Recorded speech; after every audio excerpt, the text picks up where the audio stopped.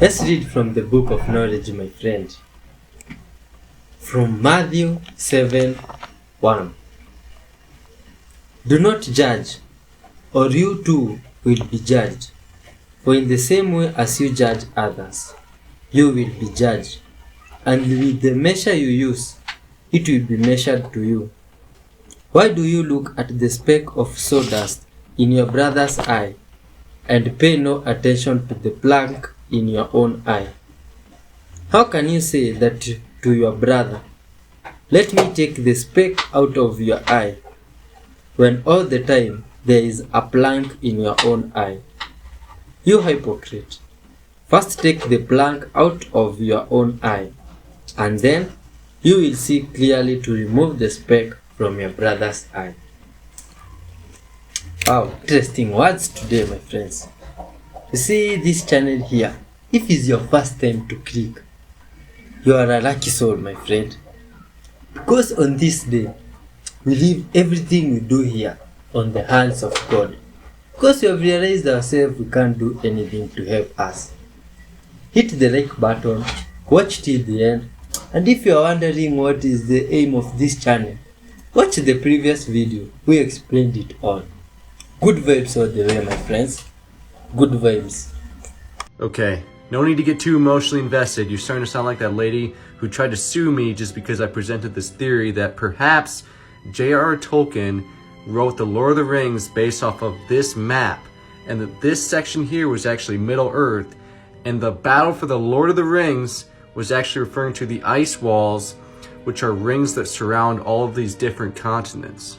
Now, I'm not the one who first thought about all this, I just spoke about it in a different video, but isn't it curious that when Tolkien was younger, he says that he worked at a Catholic church and he went into the basement and found all of these ancient books, but he wasn't able to read it or anyone else because it was in a language that nobody even knew. And he was amazed because there was a whole history that no one had even known about. And that's why he wrote The Lord of the Rings in the first place, because he wanted to give a mythology to the English people. But isn't it interesting that there is also the Vatican Archive, which has apparently miles and miles worth of books that people just aren't able to access. One, because they don't want us to, and two, because most of the books are in a language that no one even knows how to read. So there's a whole history that we don't even know about. So perhaps Tolkien learned how to read a little bit of those books and learned a secret history about the European people. And then he wrote The Lord of the Rings to make the story come alive. And if you remember at the end of the Return of the King, they all sail away in between these two land masses, which could also maybe signify the opening in the ice wall. And the elves were, they did that, they sailed away because the elves want to leave Middle Earth and go to a new continent. What if Tolkien was actually writing about a secret people in our past that sailed away to a lost continent? UFO surprises fighter pilot. Oh, some pilot there in a fighter jet was surprised by the UFO. Maybe the UFO was also surprised to see humans have such planes for war against themselves. You see? 1-1 of that targeting pod. You can see something. I can't tell if it's metallic or what. And there's, I can see like lines coming down below, but I can't see anything below it.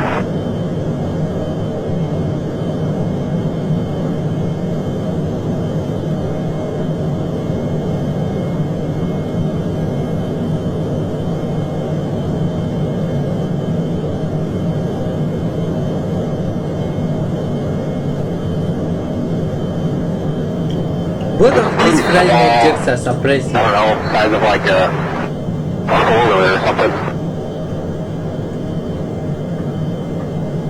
Hey, what is surprising about one is that we don't know where it is from.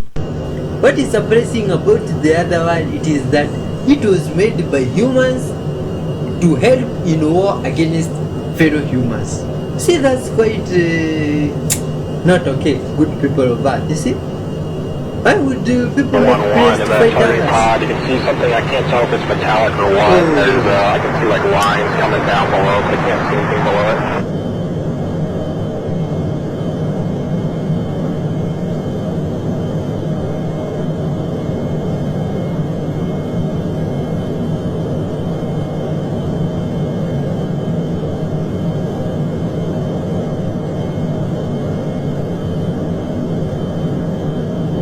the UFO Pretty is up. small. I don't know, size of like a four-wheeler or something.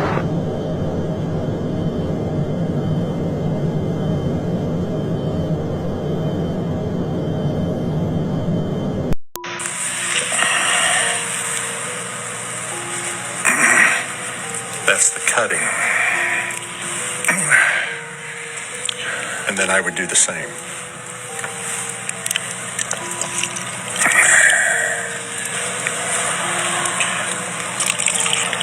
Now we've mixed our blood. That's right. I want you to be this way every time you take communion, and you ought to take it a lot. A lot.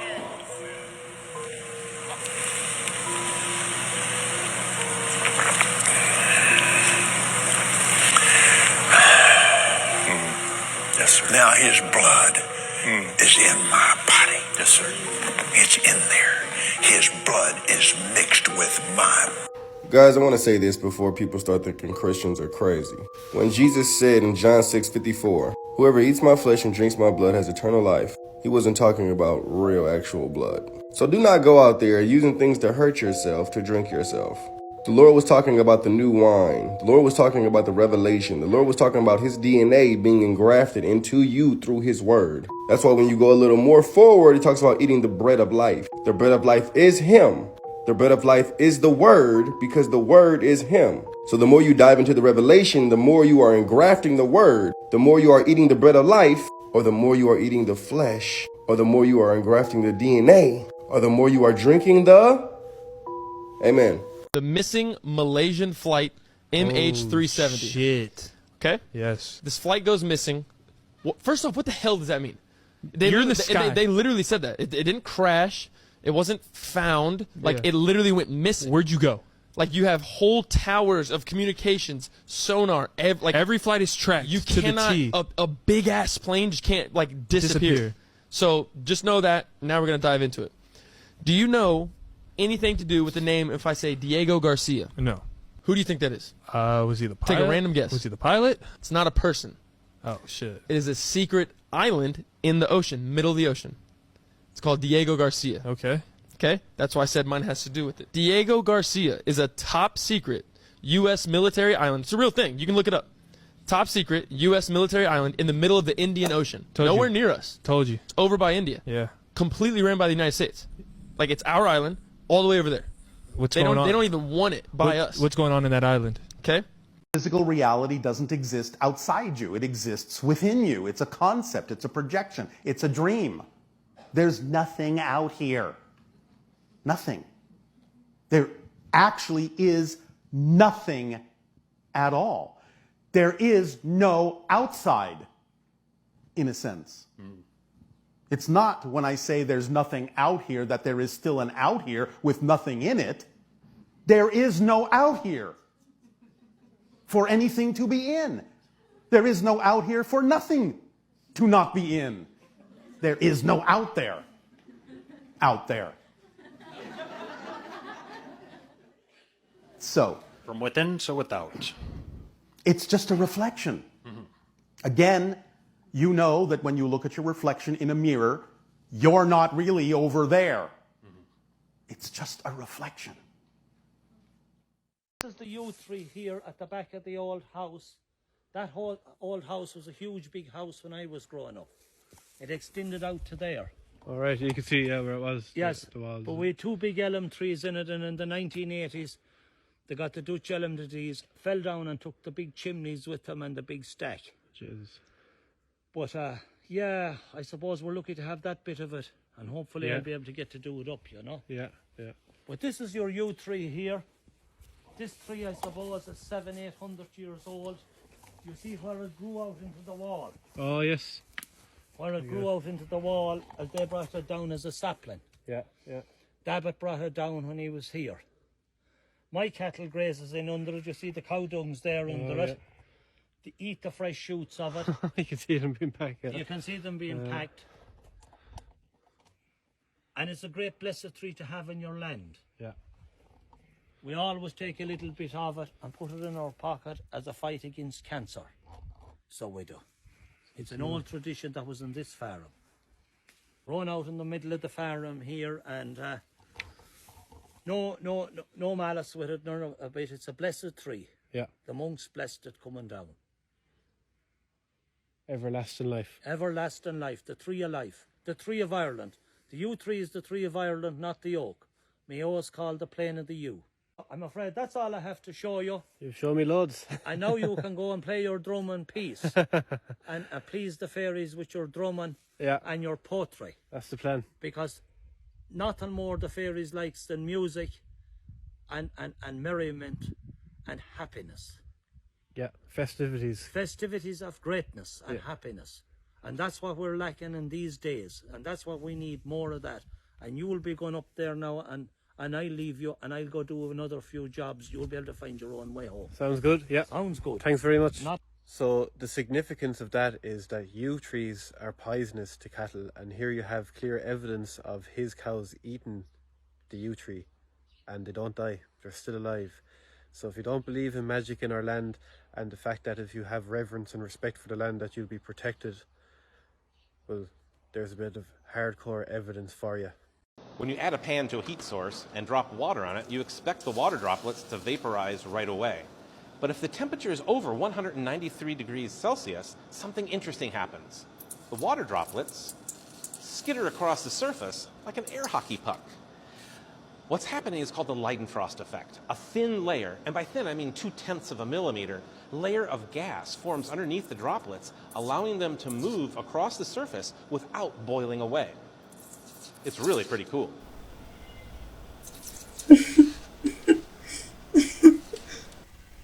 Wow. Good vibes. My friends, look at this good vibes guy here, who decided to chill with the ducks. This one is the good vibes soul. Wonderful creatures of earth. Are you seeing this good vibes guy there? This one is full of blessings in his life, you see? And in other places of the world. Wait, is this building producing smoke or what's up? Oh my god, is the building on fire? Or what's this? My god, my friend, come and see this. Ooh, so this photo has been circulating the web and it's said to be proof of time travel. A time traveler said that they went back in time and took this picture of people building the pyramids. Obviously, there is ongoing debate on how the pyramids were actually built. Because back in the day, they didn't have modern tools, so were they actually carrying it like this? Is this a real photo? Other people believe that it was aliens that made the pyramids. I don't know. But what do you guys think? Is this time travel real? Is it AI? What is it? I don't know anymore.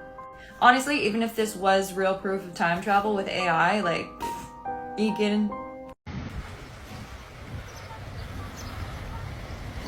Wait, is this a real animal or is it a statue? Good people of Earth, English people that come from places where there is large water bodies. Is a 3,000-year-old Egyptian carving that looks just like Marge Simpson from the TV show The Simpsons proof of time travel? Oh no, but this is weird. So archaeologists in Egypt opened up a sarcophagus, and inside was a carving or a painting or an etching of something that looks just like Marge Simpson. Yeah, Marge, the mom from The Simpsons. Let me just show it to you. Okay, what does this look like to you? Because the first thing I thought of was Marge Simpson. I did, Marge Simpson. And when you look at them next to each other, you can see why the archaeologists were saying the same thing. So the archaeologists opened up this sarcophagus from 3,000 to 3,500 years ago from Egypt. And as they're looking at it, somebody said, I don't know if it was one of the archaeologists or somebody else, that's the Marge Simpson. That's the Marge Simpson. Now, I don't know if it's a coincidence or not, but it sure would explain some stuff. Like, how does this TV show, this cartoon, keep predicting the future and getting it right? Well, if somebody somewhere, maybe even somebody involved in that show, was a time traveler, that would explain a lot. Or then again, maybe it is just a coincidence that Egyptians 3,000 to 3,500 years ago had a tomb with a picture that looks like Marge Simpson in it. Let me know what you think. Do you think that this is some weird coincidence related to that? Or do you think it's something else entirely? Let me know in the comments section, Booskies. Shabadoo! Free will is real, you don't have it, and let me explain why. Firstly, we should start by addressing that you are not your brain, you are not your body, you are the metaphysical observer that is observing your brain, your body, and your experiences.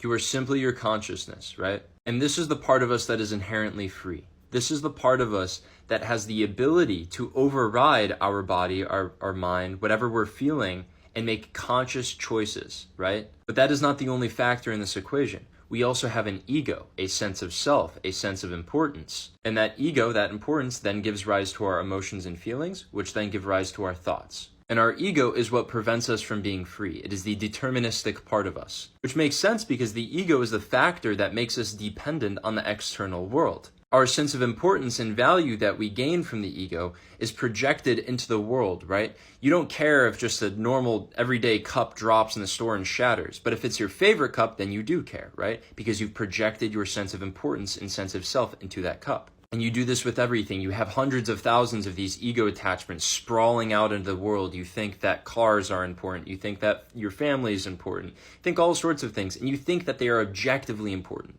because they infest your perspective, your hallucination of reality. And so because you have this system of ego attachments, you have all of these different things that you think are important. All of your decisions and choices are rooted in the preservation of the things that you think are good and rooted in the elimination of the things that you think are bad. And so the idea is if you can leave these attachments and leave that world that you've created for yourself, that system, then you can be fully conscious. And every moment that you're living and experiencing can be a free decision, a decision that is not bound by consequences, that is not bound by desire and in searching for something. But we still haven't addressed something more nuanced in this equation, which is why do we form attachments? Because it is not so simple as to say that we arbitrarily form attachments, right? You feel completely justified in your attachment to your mother or your attachment to your father or, something important to you. Why is that? Why does that feel objective? And why, when those things die or when we are apart from those things, when we don't get those things, when we aren't experiencing those things,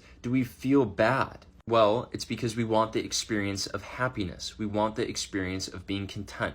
We want to be loved, we want to be accepted, and we want to enjoy life. And so when we have a positive experience, when we have that experience of enjoying life, what do? We form an attachment to it. We say, I don't want this to end. I want this to happen forever, right? A very, very natural response. But that in turn makes us unhappy. Because now we have this new standard for reality. We have this new expectation for our levels of comfort and joy and bliss and whatever. And thus we become less free. Because now everything that we're doing is completely dependent on these attachments, on these positive experiences that we've had. Not recognizing that the reason we had the positive experiences is because we weren't expecting anything of them. So then you might say, okay, well, how do I lose these attachments? How do I lose this expectation? Like, that is a normal response to want to have more good things, so how do I just stop that? And this is where the difficulty lies.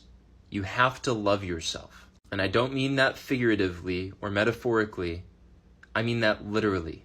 In the moments where you think you need to be somewhere else, in the moments where you think you need to hit your dab pen or you need to go play games or you need to go talk to somebody or whatever, in those moments of desire and expectation and craving, you need to stop yourself and love yourself and recognize you have nowhere else to be.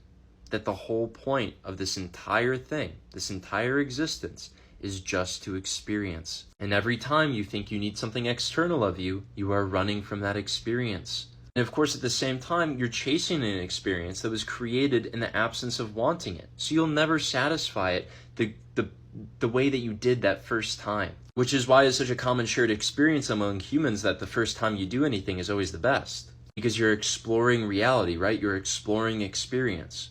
But it doesn't just have to be the first time. It can be every time. Every single moment that you're living can be an exploration of the present, can be an exploration of experience. No two experiences are alike, ever. Everything is always unique.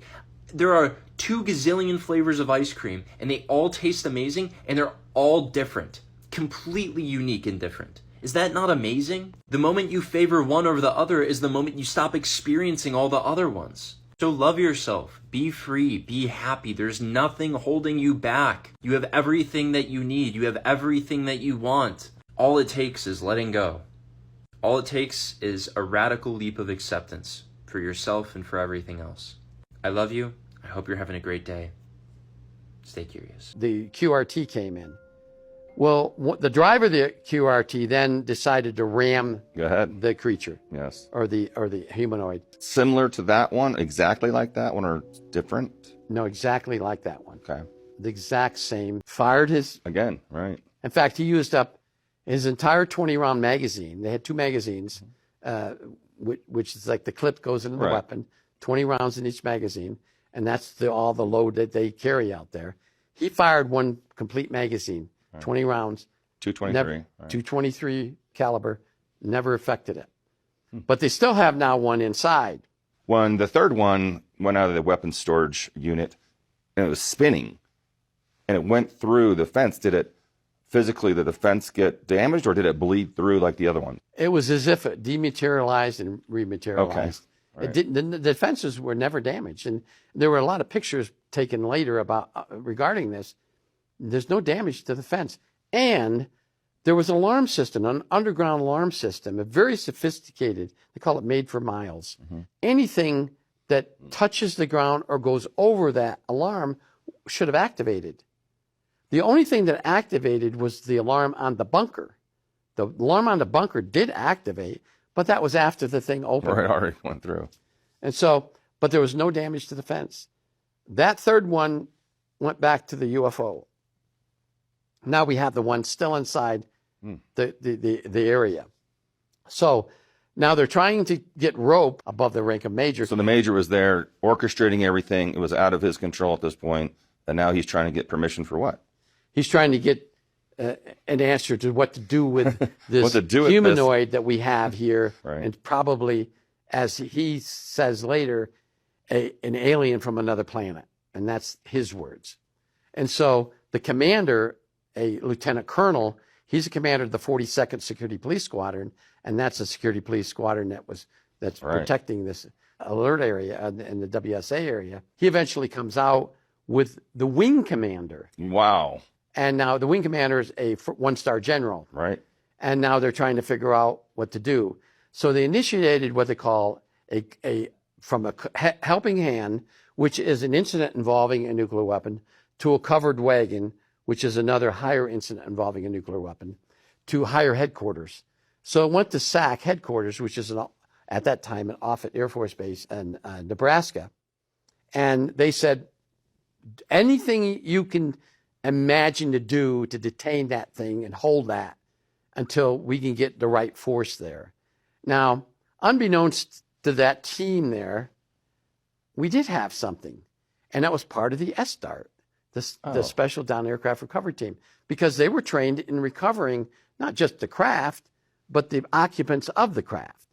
So they considered this part of, and that's what they were going to do. They had larger bunkers in a conventional storage area, meaning a storage area that had conventional, non-nuclear weapons, like ammunition and things like that. And so they were going to put it on this flatbed, take it out of the weapons storage area, take it over to the conventional storage area, which was some pretty close distance from the weapons storage area, and put the truck and everything inside this bunker, and then try to seal it. And so while they were doing this, the UFO returned. Incroyable. Regardez, sous cette femme avec couvert sur le miroir. There's something really weird. Just watch. So when you look through the mirror into the other one, it becomes like a window. And there's this huge warehouse, grocery store, there's something down there. But wait, it gets even crazier. Watch this.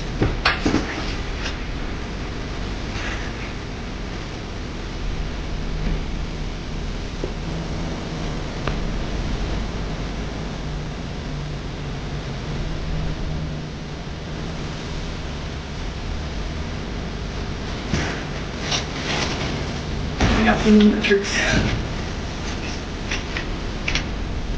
3, 2, 1. Whoa. What the hell? is this place? Hello? Hello? Hello? Hello?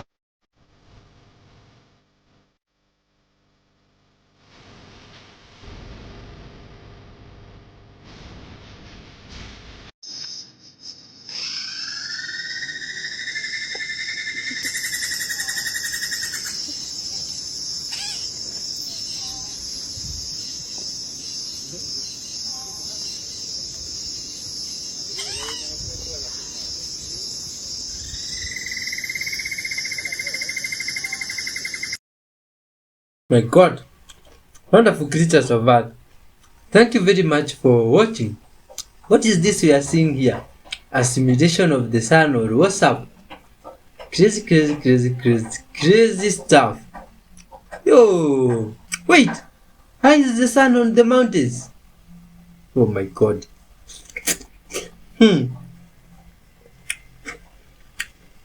Why is the sun this way, this down, or this close to earth?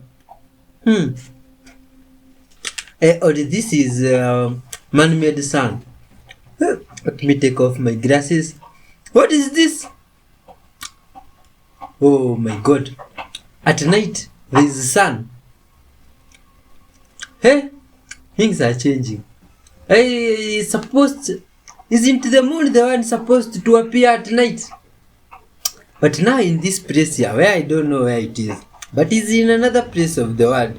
Those good vibes guys, my friends. So their sun down and then the sun popped up at night. How can you explain that if it is you? Please try to explain it using any style you want in the comment section. Let us know how is that possible. Thank you very much for watching up to this far anyway. You see, all those videos we have seen there for entertainment purposes and for the sake of spreading love to the whole world together. I believe, my friend, if you have clicked for the first time, you have also subscribed so that we can grow together as a family full of love. And soon, my friend, we will impact the whole world with good vibes. And everybody in the whole world will be a subscriber here. There's nothing that is impossible, you see. Hit the like button, relax, share the videos with your friends and family, and peace be with you from wherever you are. I wish you blessings from God and just good vibes. Till next time. Bye bye.